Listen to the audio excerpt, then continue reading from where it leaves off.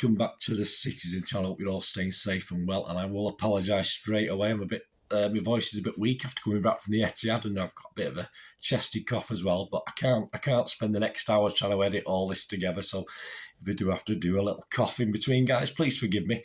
I just want to get this out as it's still fresh in the memory. I've just got back from the Etihad about half an hour ago. So it's great to get this out and get your views as well and my little feelings on the player ratings show with Mr. Simon Bajkowski for the MATTURIE News, and my own, of course, for City 1, Everton 1. A pretty poor end to 2022 as far as I'm concerned. Let me know what you think. Please, if you are new to the channel, push that subscribe button. Push the bell notifications. It's great to have you on board. Everything City, past, present and forever. And of course, there will be a talking point show where I'll sit back and have a think, and perhaps not as what's the word? Not angry, but not as frustrated as I am straight after the game. The talking points will have a look at the match stats and facts on that, and that'll be out from Sunday. So please check that out. Sunday, the 1st of January 2023, a new year. Let's hope all things go well. Right, let's get the ratings out of the way. Please, if you can, give us that little thumbs up as well. If you're pushing buttons, give us that, please. If you subscribed and push the bell notifications, that'll make an old City fan very happy on quite a miserable night. And make yourself happy by doing something nice. That'd be wonderful. Right, let's have a look at the ratings. Right, let's go on to Ederson. I'll give you Simon's view, and then I will add my little two pennyworth. Ederson, fully protected, said Simon, by his defence, apart from a moment that he could do nothing about as the ball flashed into the top corner. I thought it was going over. I was not right behind it, but near enough. I was in the south stand. I was so surprised it ended up in the net, but hey, it did. Simon's giving me a 6. Simon's giving me 6. Yeah, I'm giving him 6. There's now it could do to stop that goal, I don't think, in all fairness. I think if your defenders just stand off and give a guy as much time as he wants, even allow him to fall over before he gets a shot, then we deserve everything we get if it ends up in the back of the net. So I'm not going to have a downer on Ederson for that. Apart from that, that was about it. That's about as useful as Everton were, unfortunately, or fortunately for them, they scraped it. So 6 from me, a 6 from Simon. On to Lewis. Yes, very tidy, said Simon, in not losing possession, although he took fewer risks than he did against Leeds to keep City on the front foot. I think he could have took a few more risks today because Everton were not that interested, were they? Simon's given him a 7. I'll give him a 6.5. Nothing wrong with Lewis today. I thought he was competent, but he was part of the team of defenders who were just sat back admiring Mr. Great as he put the ball in the net. And I think obviously once Akanji had been sold, perhaps Lewis should have been a little bit quicker closing him down, but he just stood and watched. So, but I'm not going to have a big downer on Lewis. He's our newest recruit to the first team, so I'll give him a 6.5. Simon, give him a 7.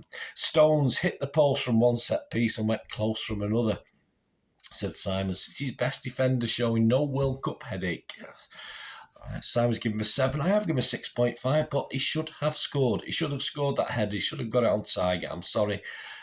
He's not all right. We don't expect him to score loads of goals, but he's got to get in there and at least put those chances away when other people aren't firing, if you like. So, but defensively, he was excellent. So I will give him a 6.5 because he certainly didn't do anything wrong defensively against a pretty poor, let's face it, one of the worst teams in the Premier League at the moment.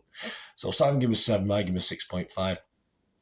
On to Akanji, in the right place to make a couple of important interceptions, said Simon, but beaten too easily by Gray for the equaliser. And that's what it boils down to. Simon's given him 6. I'm going to agree with that. I mean, we're going to go on to Rodri in a minute, which we will totally disagree. But I do agree with Simon on the 6. He did very well for most of the game, but he was sold for the goal. And all right, Gray, was he sold too easily? I don't know. As a defender, should you be sold that easily on the edge of your box? Probably not. So as I said, he's for Switzerland. He didn't impress me overly much. And of course, apart from that, he was fine, but unfortunately that led to the goal. So I'll give him a 6 anyway, because I did think he played okay. On to Aki, Simon said, another solid showing at left-back, and the partnership with Grealish is growing. Yeah, well, it depends if Grealish is going to be playing many more. I think Aki will. I'm not too sure about Grealish. Simon's giving him a 7. I thought Aki was excellent today. Absolutely nothing wrong. I don't remember him doing anything wrong, putting a foot wrong today. He did what he was asked to do. And I'm going to give him a strong, and possibly this will be my highest score of today. I'm going to give him a 7 as well, Aki.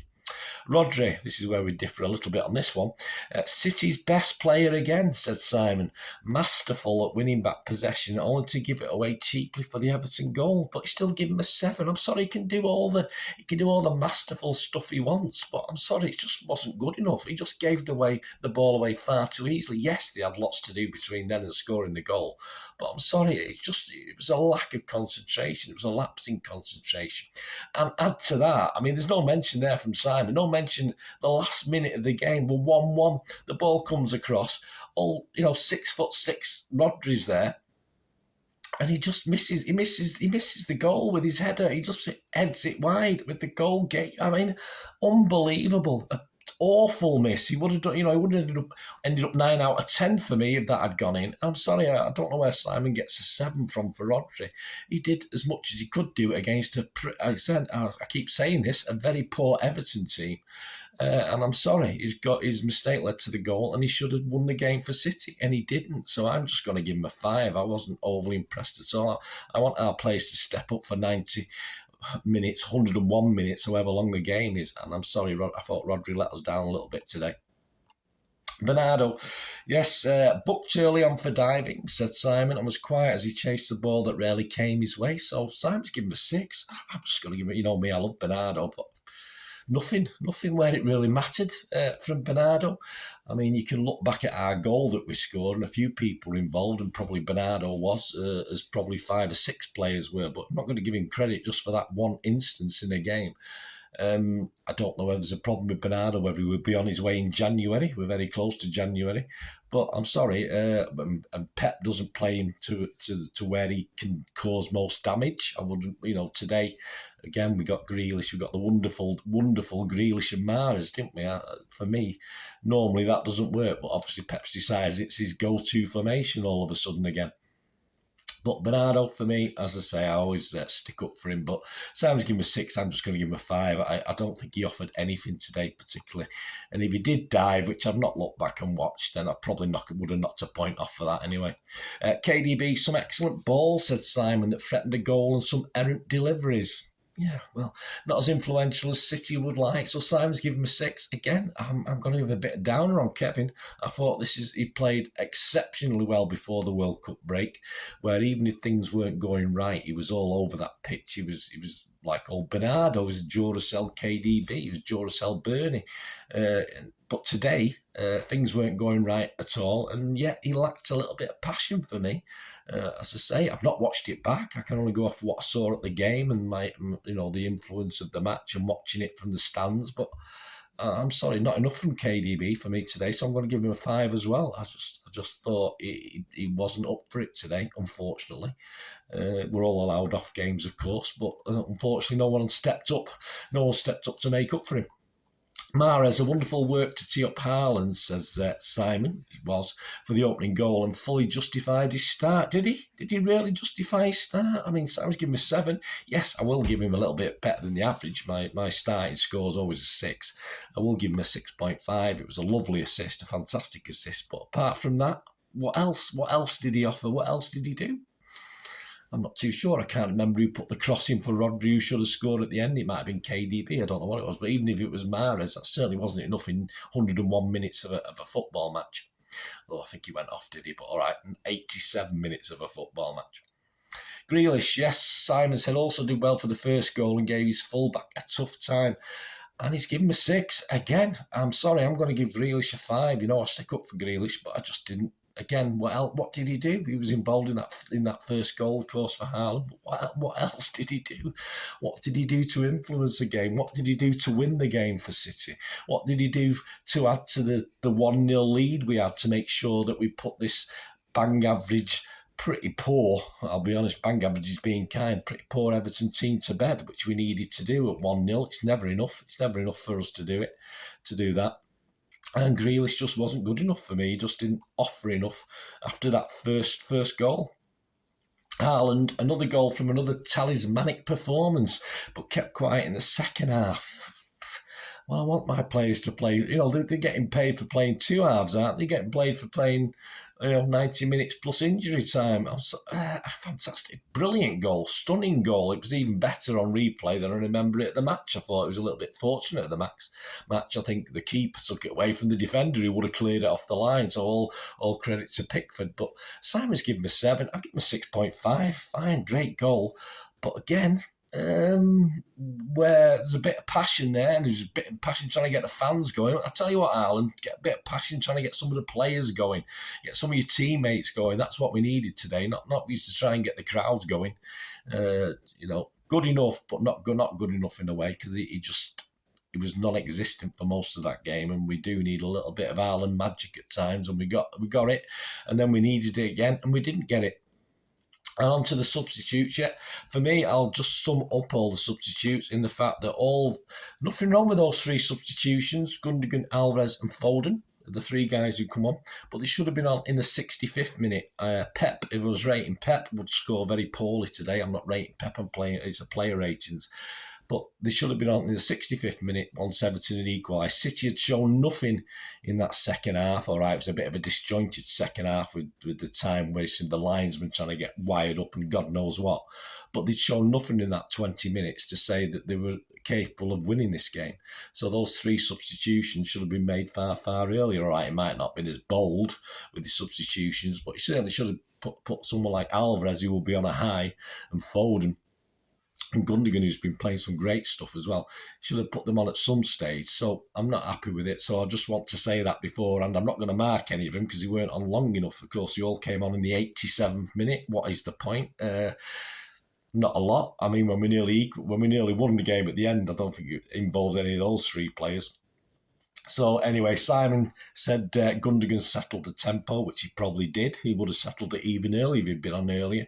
Alvarez couldn't get involved, said Simon, which is probably right. Far too late for him to do anything. And Simon said that Foden looked bright. Well, I prefer him looking bright from the first minute rather than the 87th minute. But again, no mark from me. And of course, not used: Ortega, Walker, Cancelo, Gomez, Phillips and Palmer. My man of the match, I would have to go. It's one of those games where I don't really want to give it anyone, but I would tend to have to go for Aki on the basis that I just don't, as I say, I don't think he did anything wrong. I mean, all right, Haaland scored a goal, nice assist from Mahrez, but generally, over the length of the game, they just didn't offer too much more. I thought Aki was superb throughout, so I would give it Aki, although, as I said, I would tend to, on a game like this where it's very disappointing, not give it anyone. But let me know your thoughts, guys. Let me know who you think was man of the match. Let me know if you think I'm being harsh. As I say, I might sleep on this and have a different opinion tomorrow. I'm certainly not going to watch this game back. I don't, it's a new year. I don't want to depress myself even more. But let me know your thoughts. Let me know your player ratings. It'd be great to hear from you. Thanks for putting up for me anyway. I'm sorry it couldn't have been happier. Sorry it couldn't have been a happier end to 2022. Hey, it's a point. It could have been one of those games where we ended like Brentford, where we ended up getting beat by chasing the game into injury time. But we got a point. It's Arsenal look as though they're winning us when I'm recording this, so we'll only be 7 points behind. That's nothing, is it? Nothing, 7 points, but it does make the sort of Chelsea game, and the fact that Arsenal played before that as well. If Arsenal beat Newcastle, it does make start to make the Chelsea game, a definite must-win game, and it's not the easiest place to go. Not when the City defence is in this sort of form where we're not putting as many chances away as we should do. But we'll talk a bit more about that in the Talking Points show anyway. Let me know your thoughts. Thanks for watching, guys. Please have a great 2023.